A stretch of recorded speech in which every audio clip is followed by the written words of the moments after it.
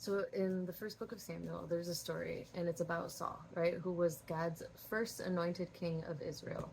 And at one point, God tells him what they have to do, and it's to go through this city and wipe it out, including like the sheep and the oxen and everything in it.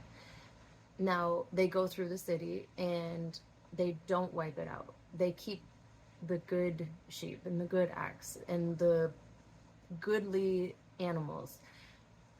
Now, when Samuel comes, because God tells him, like, he didn't obey my commandment. So Samuel comes to Saul, and the first thing that Saul says to him is, like, I obeyed God.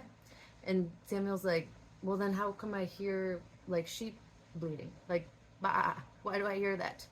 And he's like, well, no, we did keep him alive, but we're going to sacrifice him. And he was like, but that's not what God told you to do. And surely you can't think that God would rather you sacrifice than obey.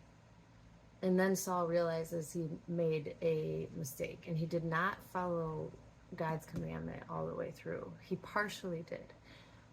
It was enough for God to tell him he was no longer going to be the king, that he was no longer going to be anointed to lead Israel. And Saul, in this interaction, is like realizing how bad this mistake was for him, right?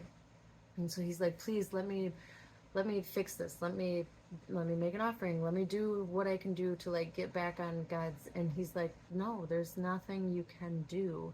You've already not listened. And so Saul then goes on to say, like, well, I didn't because I was listening to the people and this is what the people wanted. And there's something so important for us to recognize about that story. And it's that when we are doing things for God, we should be doing it for God. We should be doing our lives for God. We should not be doing things to please other people or because we're afraid of other people or because we want to be liked by other people or because we want to be accepted by them. When we're talking about God, we should just be pretending that the only person that's listening is God. And then the rest of it won't matter. If you're pleasing him and if your words are to his standards, then what does the rest of it matter? For when God is with us, who can be against us?